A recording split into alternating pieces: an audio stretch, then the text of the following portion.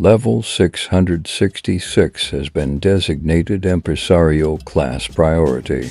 If you have suddenly been assigned to level 666, please read the following document. Reason: the dangerous nature of level 666 due to the level being an entrance to hell itself. Protocol: under no circumstances one should enter this level. Only use drones to explore this level. MEG. Notice: the Shinto Gateway was purposely made as a cover-up by level 666 to trick wanderers from thinking they are safe from Jigoku, known as the Buddhism's depiction of hell. Survival difficulty: Class Dead Zone, numerous hazards, strictly uninhabitable presence of lethal entities. Level 666 is the 667th level of the Backrooms. Description: level 666, otherwise known as Gates of Hell, or the Hallway to Hell, is a system of hallways constructed out of Japanese torii gates extending in an unspecified length. Its physical appearance is indistinguishable from that of the Fushimi Inari Shrine, though accompanied by slight anomalies and bewildering geometry. Its properties, such as its complex configuration, in addition to its hazardous nature, result in its intended purpose to be annulled. Nonetheless, there might be a chance level 666 was deliberated as a tourist attraction. However, due to its aforementioned characteristics, it is too unjustifiably abnormal to be one. Torii gates of level 666 are seemingly replicated on each other for an indefinite length. It is constructed out of an undetermined material. This material possesses a texture and appearance similar to reinforced concrete, though it composes of mineral such as diamonds, nickel, and limestone. Due to this, any attempts to damage these torii gates remain ineffectual. These torii gates possess similar characteristics to the torii gates in the front rooms, as they bear similar red paint coating and black paint coating on each foot of a gate. The outdoors is an infamous, yet mystifying area of level 666. It is impossible to enter due to the prison-like architecture of the hallway. In addition to the impossibly hard rock, it has been described as a forest without a horizon, possibly referring to its seemingly infinite size. It surrounds a monumental mountain with a scale enough to trigger paranoia and fear. It stays visible and appears to be in the same position anywhere in the hallway, no matter where one is located. Abandoned temples and shrines occasionally appear inside the forest, occasionally hanging from massive trees. They do not have an intended purpose. They are eerily pristine, but empty. Bones and organs had been reported to cover these structures' floor, walls, including the roof. I feel like something had gone wrong here, but I don't really know. Level 666 follows a 24-hour day and night cycle, with a sun which rises and sets in a random direction instead of east to west. Level 666's day and night cycle does not affect the risk of entities. Both are equally as dangerous. The day and night cycle of level 666 possesses an abnormality in which it instantly changes into day at night, instead of slowly fleeting into day to night, or vice versa. Compasses and other devices which bear a magnet will malfunction due to the theorized magnetic effect the forest may or may not possess. Hazards: level 666 possesses multiple hazards. To ensure no wanderers are able to survive for long, there exists 3 hazards consisting of entity, environmental, and mental hazards. These hazards come at random for everybody Regardless, these hazards can both happen at the same time. Entity hazard entities in level 666 are considerably quicker due to the effect nicknamed the gate effect. In addition to the challenge, cracks, holes, and gaps occasionally appear, forcing wanderers to avoid and jump these hindrances. If one stumbles upon an impossible jump, it is better to be terminated by an entity, as these gaps lead to the void. It is impossible to die in the void. Alternatively, one is doomed to fall in its darkness forever. Environmental hazard level 666 frequently experiences earthquakes, which is presumably what causes cracks, holes, and gaps. Level 666's earthquakes range 7 to 12 magnitude earthquake. These earthquakes happen at random, although they usually occur 30 minutes after one enters the level. The aforementioned cracks and huge gaps formed by these powerful earthquakes reveal an empty black void that leads to the void. These earthquakes makes running from entities much more difficult. Mental hazard level 666 takes advantage of one's phobias and mental illnesses, mainly PTSD, by making one experiencing visual and auditory hallucinations of traumatic experiences, dead loved ones, greatest fears and regrets. Almond water and super almond water is proven to be useless in level 666, as the effects of it would not matter compared to the sudden sanity loss. Given enough time, wanderers will turn into an insanity due to the significant drop of one's sanity. The first known photo of level 666, and quite possibly one of the oldest photographs to be taken inside the Backrooms. The photo was discovered next to a severely damaged wooden box camera by a wanderer. The photograph is assumed to have originated in the 1890s. Underneath the rocky and hazardous surface of level 666's hallway, there exists a forest located outside of reality itself. The trees in the forest possess thin and eerie trunks. The trees are devoid of leaves and a root, as they appear to go on forever without an end. The forest itself is devoid of any color nor physics, as one can easily go through walls and swim through the air in the forest. Gravity does not exist, and it is unknown how the trees has an ability to stay stable. It is assumed the forest acts as a barrier which separates heaven and hell. There exist reports of shadowy figures inside the forest. However, they are not confirmed to be true. It is theorized the forest is the location where powerful entities, main class 7 entities in the Backrooms, meet each other. The forest seems to prove the fact that the Backrooms is a purgatory of some sort, the final place where one goes through a process in which one is cleansed or purified instead of getting a punishment. Colonies. Clumps are the most common entity in level 666, as their purposed objective is to trip wanderers to prevent them from escaping entities or making one fall to the void. Entities such as adult facelings, smilers, and frowners have never been spotted in level 666. Entrance is a popular approach to enter level 666 is through an abnormal animated painting depicting Jigoku, a Japanese Buddhism's depiction of hell. This painting is located in the dark sublevel of level 1003. And the clipping through it will lead one to level 666. This painting possesses an ability to control wanderers into clipping through it, although it is unconfirmed.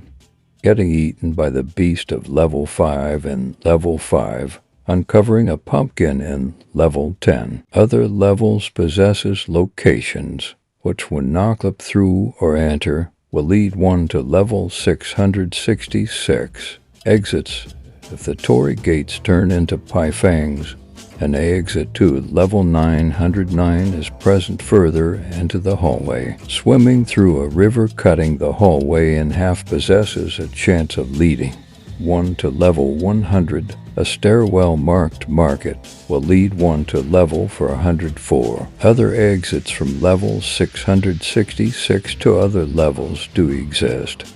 However, most are unconfirmed.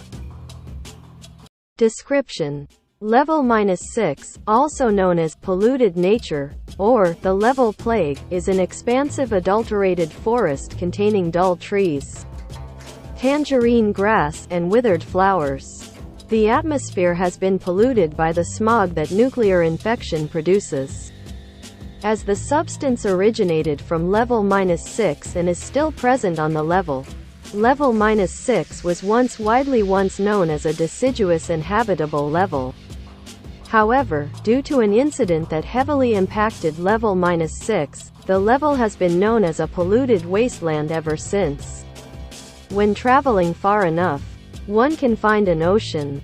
The ocean has been completely replaced with nuclear infection instead of water. An infamous property of level -6 that should be noted is that the level is capable of infecting other levels. For example, level 22 has been contaminated by level -6. MEG is currently trying to find a cure for this infection. However, they are currently struggling to find one. If a cure cannot be discovered within time's matter, the infection will quickly spread towards other levels and devastate all of the backrooms. In addition, the infection also may spread to the front rooms, causing an end-of-the-world scenario. Due to substantial amounts of radiation present within level -6, visiting the level without any protective gear that does not expose you radiation may lead to diagnosis of lung cancer, leukemia, thyroid cancer, and other types of cancer. Entities. Although level -6 was once devoid of harmful entities, many hostile entities entered the level from the hive and soon became mutated by nuclear infection. Nuclear membrie. Description: Urania membrie variant. PNG. Nuclear membrie. An image of the nuclear membrie charging at a wanderer. Photographer presumed dead. The nuclear membrie, also known as Entity N1, Nuclear 1, was the first entity to be discovered in level -6. It is a variant of the Urania membrie. Compared to its original version, the nuclear membrie is an entity that is more green in appearance, and seems to have red, glaring eyes. Biology. The nuclear membrie has only 3 legs and half of their cracked skull is exposed. Not much is known about the biology of nuclear membrie, as when one dies, their body dissolves within a few seconds. Behavior. Nuclear membrie have the ability to sniff out their prey from 90 to 110 feet away, similar to its original version, and can reach up to 50 miles per hour. In a result of the layout in level -6, it is nearly impossible to outrun them. Unlike its original version, it does not catch its prey by emerging from the ceiling. Instead, it will burrow underground until it sniffs out its prey. Once it sniffs out its target, it will burrow up and chase its prey. Skin dissolvers. Description: Skin dissolvers, also known as Entity N2, are variants of skin stealers. Despite having the same body as a skin stealer, they are green in color, and appear to be more deformed than a regular skin stealer. Biology. Skin dissolvers have an identical appearance to skin stealers, except skin dissolvers are tinted green, have swollen eyes, along with many of their organs exposed. Behavior. Skin dissolvers feast on corrosive moths, but humans are their primary prey. However, they do not eat human skin as it is poisonous to them. As a result of the deadly skin, They spit out a corrosive substance contained in their stomach to burn their victim's skin. If this substance is left within their stomach for too long, it would eventually dissolve their body, killing them. As a result, they puncture their stomach to drain the fluid twice a month and the damage will quickly heal. The screams of a skin dissolver. Unlike their original counterpart, skin dissolvers are typically aggressive, due to the fact that they need to consume large amounts of food to survive. Most of their food becomes the corrosive substance which breaks down human skin. And they seem to have an extremely powerful instinct to obtain as much of the substance as possible. When a skin dissolver has no corrosive substance contained in their stomach, they will become passive.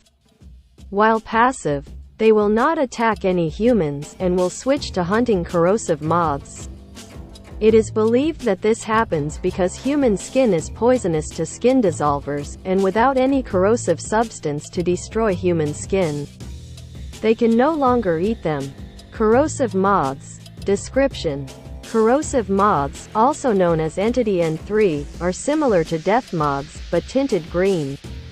In addition to similarities, they are also more passive than death moths, but will be damaging when provoked. When a corrosive moth is hurt, it will bleed out corrosive liquid, which can burn one's flesh within seconds. Corrosive moths have several predators, including skin dissolvers, nuclear membranous, deathfishes, and more. Biology. As stated above, they are similar to death moths but are tinted green. In addition, they are unable to produce moth jelly but instead will produce nuclear infection. Behavior. Corrosive moths are attracted to light. Similar to moths from the front rooms. Corrosive moths' weakest sense is sight as they have blurry vision. Although their vision is bad, corrosive moths have an excellent sense of smell, which is used to detect food and nearby predators. It is unknown what corrosive moths feed on, but it is theorized that they eat the contaminated grass found frequently in level -6. Despite their aggressive original variants and the environment they live in, corrosive moths are passive. In fact, it is the only entity in level -6 that isn't hostile. Deathfishes. Description: deathfishes, designated as Entity N4, are green starfishes which can travel on land for at least a few hours. Their arms have suction cups, similar to a starfish in the front rooms. Deathfishes are one of the two entities on level -6 that isn't a variant of another entity. Deathfish are extremely dangerous and should be avoided at all costs. If a deathfish touches a person with its arms, it will rip off their skin with its suction cups and proceed to inject a toxic slew of poisons into their victim's body. Once their victim is dead, which normally takes about 30 seconds, they will begin feeding on their corpse. Biology. Deathfishes are green starfish which can vary in different sizes, with some being 4 centimeters wide and 3 centimeters tall, while others being as big as 34 feet wide and 31 feet tall.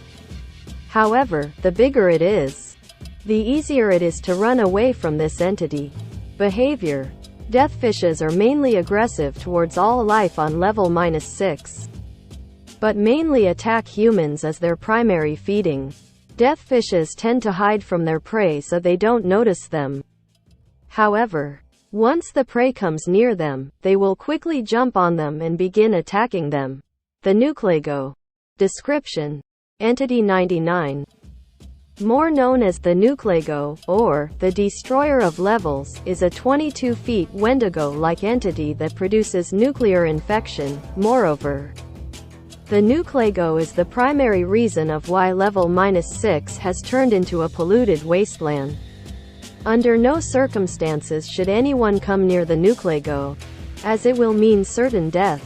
This beast can run approximately 120 miles per hour and will devour any victims it sees.